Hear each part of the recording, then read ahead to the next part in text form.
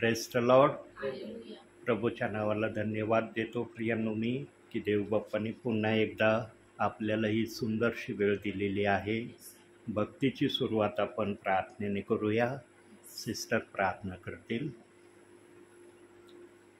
पवित्र पवित्र सेनाधीश परमेश्वर बाबा, आकाशाच्या आणि पृथ्वीच्या निर्माण करता माझ्या जिवंत प्रभू परमेश्वर पित्या, खरोखर तुझ्या नावाला धन्यवाद देते, तुझी स्तुती करते, तुला गौरव देते बाबा. आजचा दिवस परमेश्वरा तू आमच्या आयुष्याला जोडलास. होय माझ्या जिवंत देवा, त्याबद्दल तुला धन्यवाद देते, तुझी स्तुती करते. तो आमची ढाल, तू आमचं कवच, तू आमचं रक्षण करणारा परमेश्वर, आणि तू आमचं शरणस्थान आहे प्रभू, आणि तू आमची ताकद, तू आमचा भरोसा आहे माझ्या देवा. आणि आज खरोखर बाप्पा तू पुन्हा एकदा तू दाखवून दिलंस की हे कळपा भिवू नको, कारण तुझा परमेश्वर तुझ्या बरोबर आहे. आणि आज खरोखर बाप्पा आमच्या जीवनामध्ये तू मोठं कार्य केलंस बाप्पा. आमचा येता जो काही होणारा ऍक्सिडेंट होता बाप्पा, तो तुझ्यामुळे तू थांबवला माझ्या देवा. तुझे देव आमच्या बरोबर होते. Praise the Lord. होय परमेश्वर बाप्पा, तू खूप महान आहेस माझ्या देवा. तुझ्याशिवाय कुणीच नाही माझ्या देव बाप्पा की आम्हाला वाचवू शकणार कुठल्याही संकटामध्ये बाप्पा. तूच एकमेव जिवंत देव आहेस माझ्या देव बाप्पा, की तू प्रत्येक संकटामध्ये आमच्या बरोबर आहेस माझ्या देव बाप्पा.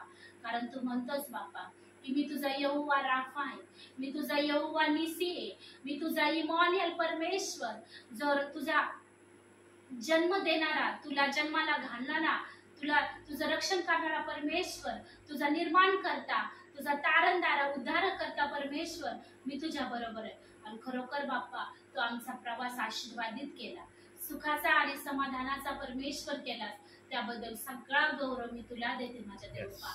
तू माझ्या परिवाराला इथपर्यंत सुखरूप आणलंस बाप्पा, तुझे लाखो करोडोने धन्यवाद देते माझ्या देवपा. आणि खरोखर तू आमच्या बरोबर आहेस माझ्या देवपा. आणि खरोखर बाप्पा तुझ्या साक्षीसाठी, तुझं गौरव करण्यासाठी आजचा दिवस तू पास्टरला देखील दाखवला होतास बाप्पा. आणि पुन्हा एकदा बाप्पा पास्टरांना आमच्या कुटुंबामध्ये तू घेऊन आलास माझ्या देवपा. या घरातून प्रभू तू उंचावल्याचा आणि गौरवला जा बाप्पा. प्रभू आमचं नको, तुझं गौरव होऊ दे बाप्पा. आम्ही स्वतःला नम्र करतो आणि तुझ्या नावाला उंच करतो माझ्या देवपा.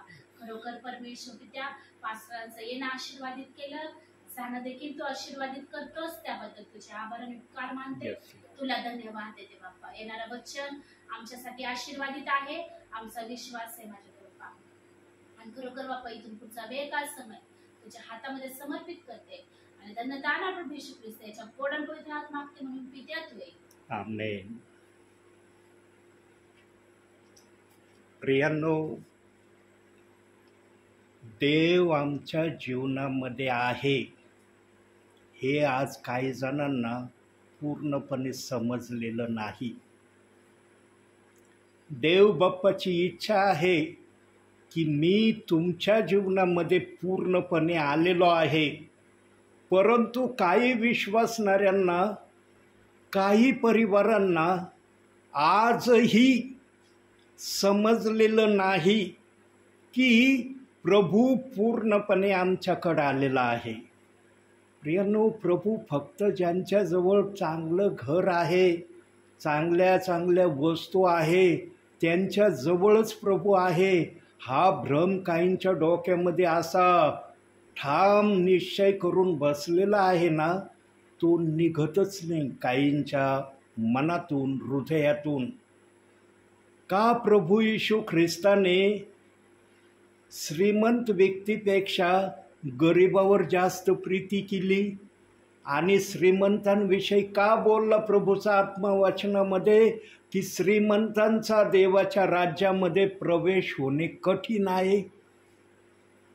प्रियांनो, सगळ्या शब्दाची आम्ही उजळणी आमच्या जीवनामध्ये ठेवणं गरजेचं आहे. आणि आज अशाच विचाराला अनुषंगून अगदी थोडक्या वेळामध्ये आज आपण वचनातून पाहणार आहोत. प्रियांनो, देवाचं वचन सरळ आहे. देवाचं वचन कधीच आपल्या विश्वासणाऱ्यांना, आपल्या सेवकांना देव बाप वाकड्या तिकड्या मार्गाने शिकवित नाही. देवाच्या वचनाला समजण्यासाठी आम्हाला देवापासून आलेला आत्मा आमच्याकडे असला पाहिजे. आणि देवापासून आलेला आत्मा कधीही चुकीचं सांगत नाही. ऐकणाऱ्यांना ते नवीन वाटतं म्हणून त्यांचा भ्रम होतो, अरे हेच बोलतात असं, बाकीच्यांच्या मुखातून आम्ही ऐकत नाही. म्हणजे हे नक्कीच यांचा संदेश वेगळ्या तऱ्हेचा आहे. प्रियांनो, पवित्र आत्मा एकच आहे. मत्ते 28:19 मध्ये पण तोच आत्मा होता आणि प्रेषित 2:38 वचनामध्ये पण तोच आत्मा होता. म्हणून देवाने एक बाप्तिस्मा घ्यायला सांगितलं, पण 2 वचनाने आमच्यासाठी त्यांनी पूर्तता केलेली आहे. पण आजही काही विश्वासणाऱ्यांना, काही सेवकांना देवाने आमची पूर्तता 2 बाप्तिस्म्याच्या वचनातून कशी करायची ठरवलंय ते समजलेलं नाही. म्हणून प्रेषित 2:38 वचनाला आजही दोष दिला जात आहे.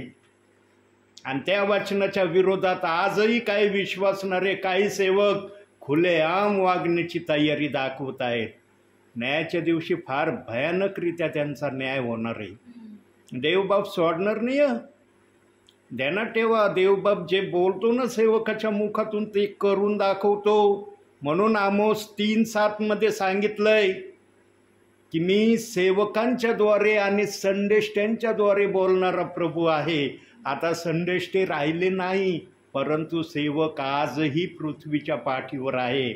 आणि यशाया 44:26 वचनामध्ये सांगितलंय, मी आपल्या दासाचा, आपल्या सेवकाचा शब्द खरा करणारा परमेश्वर आहे. प्रियांनो, देवाचा सेवक देवाच्या आत्म्याने आलेला पाहिजे, हे महत्त्वाचं आहे. ज्याच्याबरोबर देवाचा आत्मा आहे ना, त्याला चिंता करायची गरज नाही. त्याने संदेश तयार नाही केला तरी देवाचा आत्मा बोलायची तयारी ठेवतो. पण देवाच्या आत्म्याची इच्छा असते सेवकाच्या प्रती, तू काहीतरी जमा कर, थोडं तरी जमा कर, बाकीचं मी तुला देईन. प्रियांनो, सेवकाने पण काम करणं गरजेचं आहे.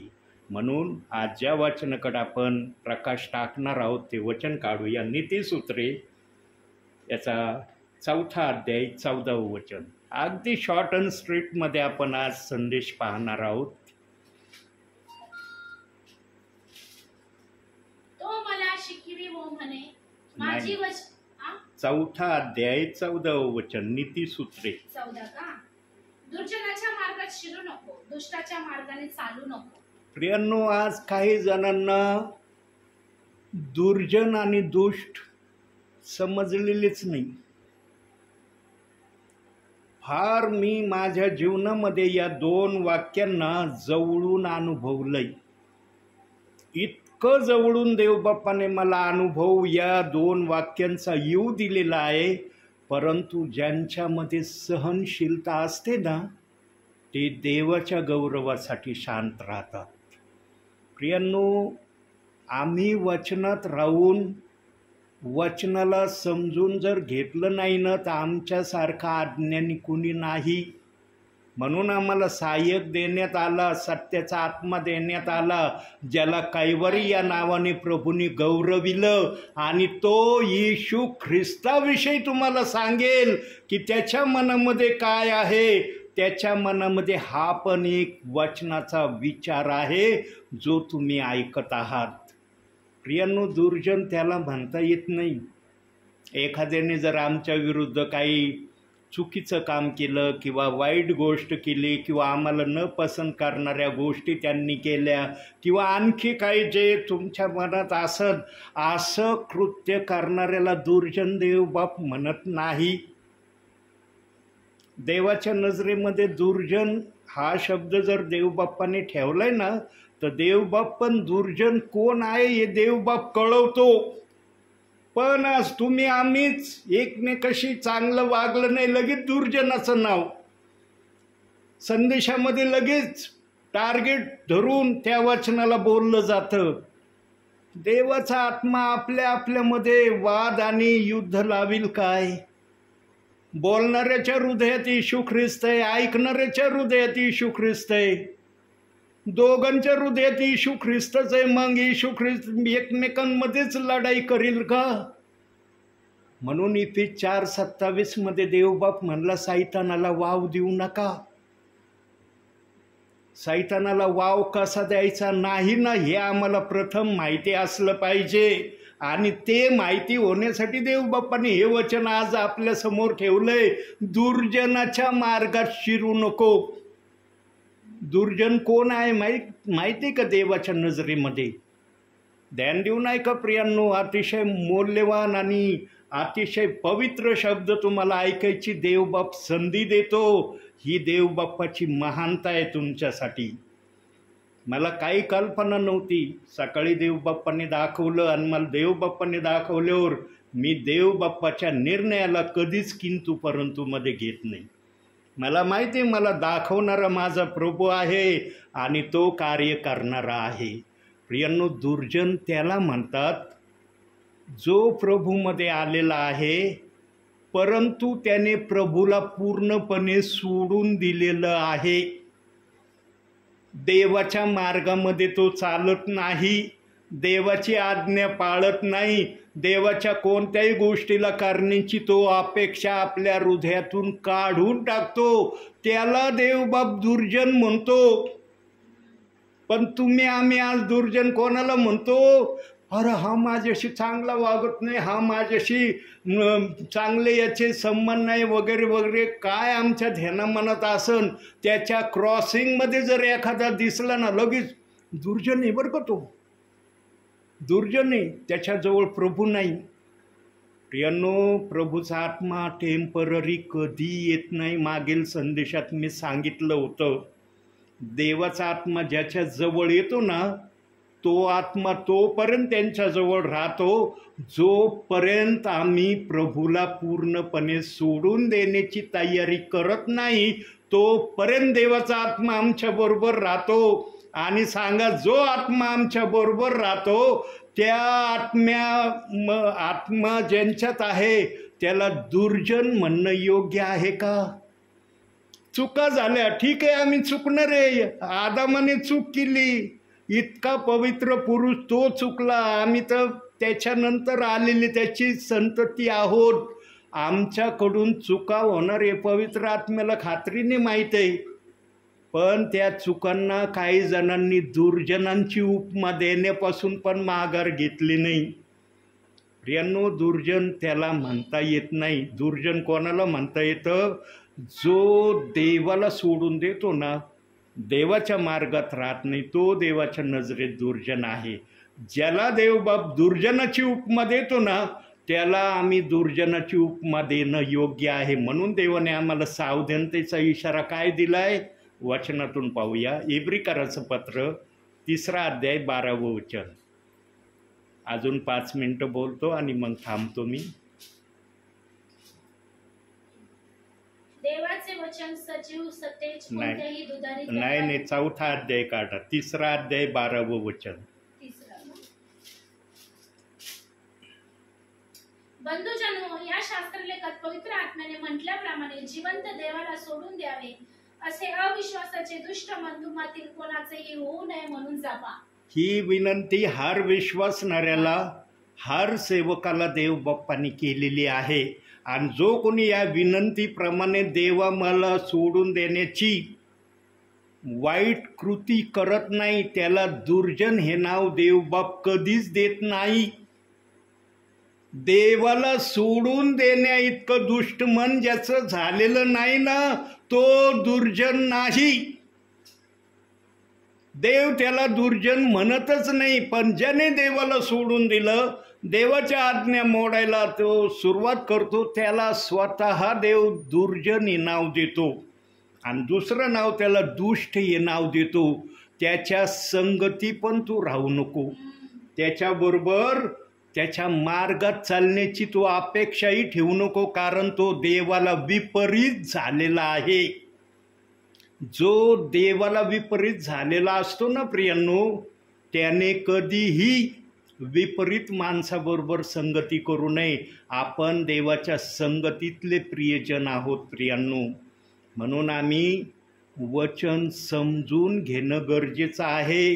दुर्जन हा शब्द बायबलमध्ये दिलाय आम्ही एखादं पाप केलं, एखादी मिस्टेक केली किंवा एखादा अपराध जर केला तर आम्ही दुर्जन नाही बनत बरं का. देव कधीच आम्हाला ती उपमा देत नाही की तुम्ही दुर्जन झाले. परंतु आज आम्ही ख्रिस्ती जीवनामध्ये वाटचाल करत असताना निरनिराळ्या प्रकारचे संदेश आम्ही ऐकतो. प्रियांनो, दुर्जन शब्द जर आहे ना, तर त्या दुर्जन शब्दाचा उपयोग आम्ही कसा करावा, कोणत्या वेळेला करावा आणि ती वेळ केव्हा येते हे पवित्र आत्मा आम्हाला दाखवून देतो. आम्ही पवित्र आत्म्याच्या नियंत्रणाने चालण्याचा प्रयत्न केला पाहिजे. आम्ही देवामध्ये राहून आमच्या बुद्धीच्या नियंत्रणाने एकमेकांना वचन शेअर करणं चुकीचं आहे. म्हणून देवाने प्रत्येकाच्या कामाला अग्नीने तपासण्यासाठी सांगितलेलं आहे की माझ्या वचनाचा दुरुपयोग विश्वासणारे करतील, सिस्टरही करतील आणि सेवक तर मुख्य आहे. सेवकांविषयी तर पवित्र शास्त्रात, जुन्या करारात, नवीन करारात निरनिराळ्या प्रकारच्या देवबाप्पाने घटना सांगितल्यात. प्रियांनो, वचन समजणं आणि वचन वाचणं या दोन गोष्टी आहेत.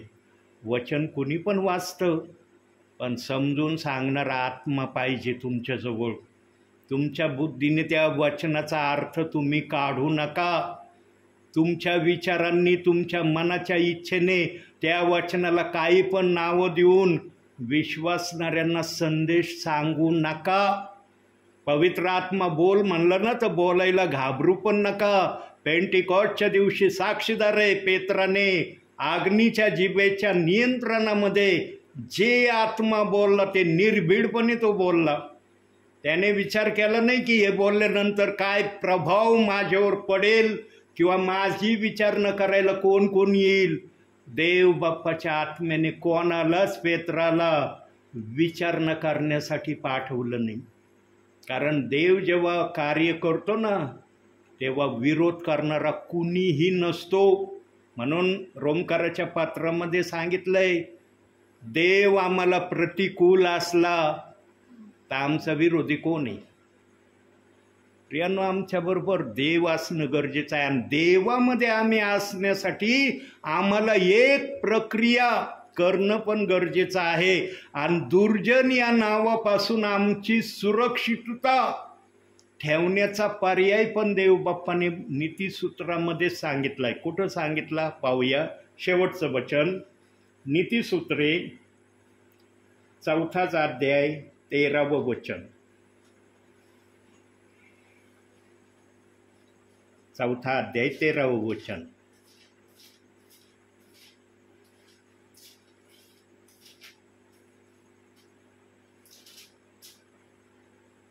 तू शिक्षण दृढ धरून ठेव, सोडू नको. ते जवळ राहा, कारण ते तुझे जीवन आहे. बघितलं, ज्याच्याजवळ या गोष्टी आहेत त्याला दुर्जन म्हणता येईल का? नाही. सांगा, आज कोणता ख्रिस्तावर विश्वास ठेवणारा या गोष्टीपैकी कोणती गोष्ट करण्यापासून स्वतःला आवरतो? आहे का एखादा विश्वासणारा असा की जे वचन आमच्या बहिणींनी आज वाचलं प्रभूच्या उपस्थितीमध्ये, या वचनापैकी एखादी गोष्ट तो करत नाही आपल्या भावी जीवनात? जो या गोष्टीप्रमाणे एखादी गोष्ट पण प्रभूच्या सानिध्यात करतो ना, त्याला दुर्जन म्हणण्याचा अधिकार त्याने नाकारलेला आहे. तो दुर्जन नाही, तो प्रभूचं लेकरू आहे. पण आमचं आणि त्यांचं वागणं व्यवस्थित नसल्यामुळं आम्ही काही पण बोलतो, काही पण उपमा देतो बायबलच्या वचनाला धरून. प्रियांनो, बायबलचं वचन जिथं जे बोलायला सांगतं ना तेच बोललं पाहिजे. भावनाविषयी आम्ही कोणाला पण उद्देशून इनडायरेक्टली काही बोलू नये. देवाचा आत्मा या गोष्टीला कधीच परवानगी देत नाही. इनडायरेक्टली कोणाला टार्गेट करून तुम्ही वचन बोला. ही प्रक्रिया आज पण चाललेली प्रियांनो. ज्याच्या हृदयात इश्यू आहे आणि जो बोलणार आहे, जो ऐकणार आहे, दोघांकडे इश्यू आहे, मग दुर्जन दोघांमध्ये येईल का? नाही. म्हणून ही सावधानतेचा इशारा दिलाय की तू शिक्षण दृढ धरून राहा. शिक्षण जर आमच्याजवळ असलं, वचन आमच्याजवळ असलं ना, काय चांगलं म्हणायचं आणि काय वाईट म्हणायचं देवाचा आत्मा आम्हाला शिकवेल. तो बरोबर सांगन चांगलं काय आणि वाईट काय. प्रियांनो, आम्ही वाईट होतो हे देवाला माहीत होतं. देवाला माहीत नव्हतं असं काही नाही. देवाला माहीत होतं आम्ही वाईट आहे. आम्ही चांगलं बनावं म्हणून देवाने आम्हाला आपल्या राज्यात घेतलंय. होतं का आम्ही चांगलं प्रभूला स्वीकारण्याच्या अगोदर? हाय का कोणत्या विश्वासणाऱ्याला म्हणण्याची हिंमत की प्रभूला स्वीकारण्या अगोदर पण मी खूप चांगला होतो, खूप सुंदर जीवन जगत होतो? काय काय साक्षी आम्ही आमच्या जीवनात ऐकल्या प्रियांनो, की प्रभूमध्ये देव बाप्पाने कोणत्या प्रकारच्या विश्वासणाऱ्याला आपल्या राज्यात घेण्याचं त्याने ठरवलं. अशा साक्षी आहेत प्रियांनो. काही जणांच्या भयानक साक्षी आहेत. काही जणांनी ते रडून साक्षी सांगितलेल्या आहेत चर्चमध्ये. आणि मी काही जणांच्या साक्षी ऐकल्या आहेत. मी स्वतः सांगतो, प्रभूच्या उपस्थितीमध्ये फार जणांच्या मी साक्षी ऐकल्या प्रियांनो. कारण माझ्या जीवनामध्ये मी फार फिरलो, फार दूर ठिकाणी मी सेवेला गेलो. केवळ नगर जिल्ह्यातच मी सेवा केली अशी नाही, जालंधरपर्यंत, दिल्लीपर्यंत, मध्य प्रदेशपर्यंत मी सेवेला गेलेलो आहे. फार दूरच्या राज्यांमध्ये, गुजरातला सुद्धा मी गेलेलो आहे. प्रियांनो, ही माझी धन्यता आहे. देवबाप्पाने मला त्या भूमीवर पाय ठेवण्याची संधी दिली. देवाच्या संधीशिवाय आम्हाला काही मिळू शकत नाही. मागील जीवनामध्ये, मागील वर्षामध्ये देवबाप्पाने माझा कसा उपयोग केला ते मला चांगल्या प्रकारे माहीत आहे.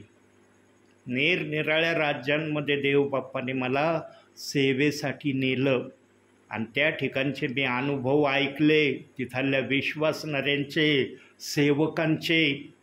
आणि असे अनुभव आणि असे त्यांच्या साक्षी मी ऐकल्या, हृदयाला स्पर्श करणाऱ्या साक्षी मी ऐकल्या. प्रियांनो, देवबाप आजही आपल्या प्रियजनांबरोबर कार्य करणारा आहे. आज तुमच्या जीवनात पण एक घटना घडली ना पुण्यावरून नगरला येताना. देव बाप्पाच्या दूताने जर ती सहाय्यता केली नसती तर विचार करा आजच्या समयाला तुमची परिस्थिती काय असती. हे आहे प्रमाण की देव तुमच्या बरोबर आहे. आणि सेवक जी पण प्रार्थना करतो ना, ती 1 मिनिटाची करो या अर्ध्या तासाची प्रार्थना करो, ती प्रार्थनाच आहे. प्रार्थनेमध्ये झोप येणं फार चुकीची घटना आहे प्रियांनो. तुम्ही साधं प्रार्थनेमध्ये जाग राहू शकत नाही, मग विचार करा पवित्र आत्मा तुमच्यामध्ये किती आहे. पवित्र आत्म्याला प्रज्वलित ठेवा प्रियांनो. जसं मोबाईलला आम्हाला प्रज्वलित ठेवण्यासाठी बॅटरीची आम्ही काळजी घेतो. बॅटरी जर ओके असली तर मोबाईल ओके आहे. मोबाईलची बॅटरी ओके नाही ना, मोबाईल ओके नाही. तसं ख्रिस्ती जीवनामध्ये तुमच्यामध्ये पवित्र आत्मा कार्य करणार आहे तर तुम्ही ख्रिस्तामध्ये ओके आहात. तुम्हाला काही धोका नाही. पण पवित्र आत्मा तुमच्याबरोबर त्या प्रकारे कार्य करणारा नसला मग समजून घ्यायचं की तुम्हाला धोका आहे. म्हणून पवित्र आत्म्याला प्रज्वलित ठेवण्यासाठी हे वचन दिलंय, तू शिक्षण दृढ धरून राहा, सोडू नको, ते जवळ राख, कारण ते तुझे जीवन आहे. प्रियांनो, आम्ही या गोष्टीला अनुषंगून आमच्या भावी जीवनामध्ये ख्रिस्तामध्ये चालण्याची आम्ही तयारी केली ना प्रियांनो. कधीच आमच्या जीवनामध्ये कोणतीही वाईट बातमी देवाचा आत्मा आमच्यामध्ये उत्पन्न होऊ देणार नाही. चुटपुट घटना होतील, त्या सुधारण्यासाठी असतात की आम्ही त्या करू नये म्हणून आमच्यावर चुटपुट काही गोष्टी येतात. प्रत्येकाजवळ प्रत्येक गोष्टीचा अनुभव आहे. प्रत्येक गोष्ट सांगण्याची देवबाप मुभा देत नाही. काही गुप्त ठेवण्याची देवाने परवानगी दिली. जे गुप्त ठेवायला सांगितलं ना त्याच्यात देवाचं गौरव असलं तर ते गुप्त राखलं जाईल. ज्याच्यामध्ये देवाचं गौरव नसेल ना ते प्रगट करण्याची प्रत्येकाला देवबाप्पाने मुभा दिलेली आहे. मग आमच्या बुद्धीने आम्ही कधी सांगतो कधी सांगत नाही, तो आमचा प्रॉब्लेम आहे. प्रियांनो, देवाच्या संगती जो राहतो ना तो देवाला पसंत पडणारं जीवन आपल्या कृतीतून, आपल्या आचरणातून, आपल्या वागण्यातून, आपल्या बोलण्यातून प्रगट करण्याची तो सदैव इच्छा ठेवतो.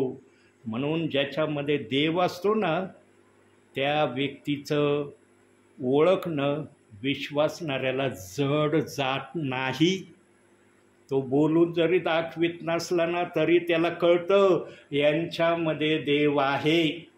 आणि प्रियांनो, आज जी घटना तुमच्या जीवनामध्ये देवबाप्पाने महानरित्या केली, देवबाप्पाने पुनरुपी तुम्हाला दाखवून दिलं की तुमच्या घरामध्ये जी काही स्तुती आराधना, जी काही प्रार्थना होते ती आत्म्याने आणि खरेपणाने होत आहे.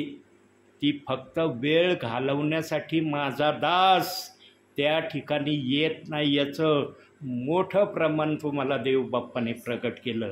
परंतु समय ओळखून देवबाप पण आपलं वचन शेअर करायला समर्थ आहे. आज शेजारच्या परिवारामध्ये बड्डे आहे म्हणून देवबाप्पाने आज शॉर्ट अँड स्ट्रीटमध्ये तुम्हाला बोध आणि इशारा दिलेला आहे आणि ठामपणे शब्दाने प्रगट करून दाखवलेलं आहे की मी तुमच्या बरोबर आहे.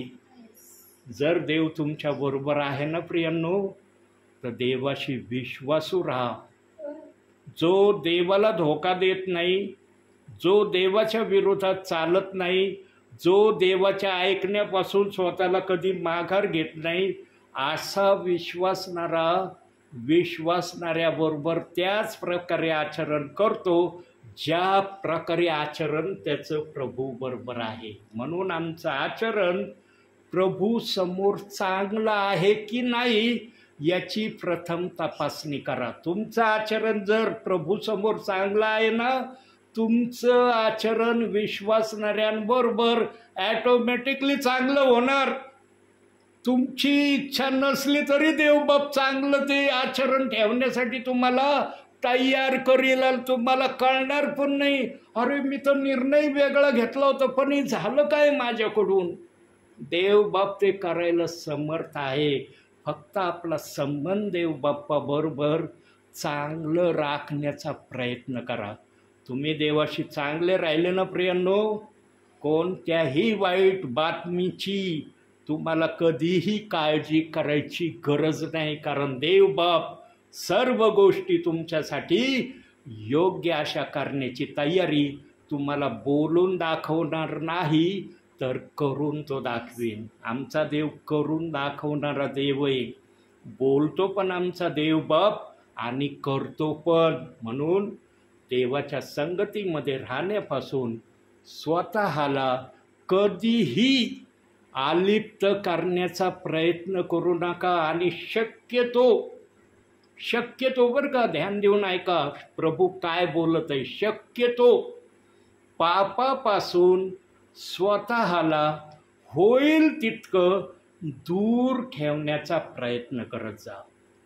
जो वचनात राहतो ना तो पापापासून दूर राहण्याचा प्रयत्न करतो. प्रियांनो, कधी कधी यशस्वी नाही होता येत आम्हाला, ती आमची कमजोरी असते. पण देवबाप आमच्या बरोबर असला ना तर आम्ही पापापासूनही दूर राहू शकतो. म्हणून एक शेवटी वचन बघू आणि त्यानंतर तुम्ही नेत्र बंद करा.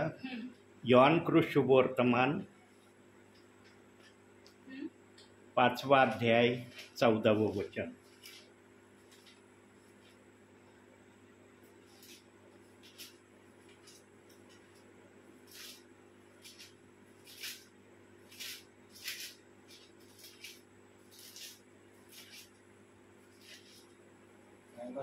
त्यानंतर येशूने त्याला मंदिरात गाठून म्हटले, पहा तू बरा झाला आहेस, आतापासून पाप करू नकोस, करशील तर तुझे पूर्वीपेक्षाही अधिक वाईट होईल. आमच्या देवाला फक्त पाप आवडत नाही, म्हणून आमचा देव आम्हाला पापापासून दूर ठेवण्याची सतत इच्छा प्रगट करतो. पण ही इच्छा त्यांच्यासाठी प्रगट करतो जे वचनामध्ये राहण्याची तयारी दाखवतात.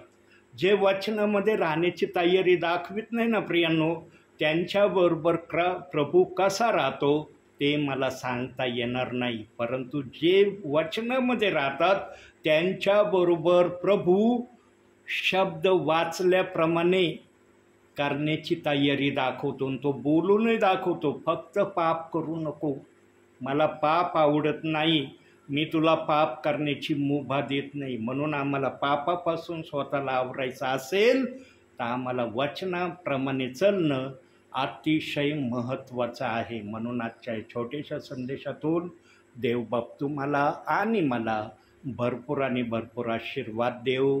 आमेन.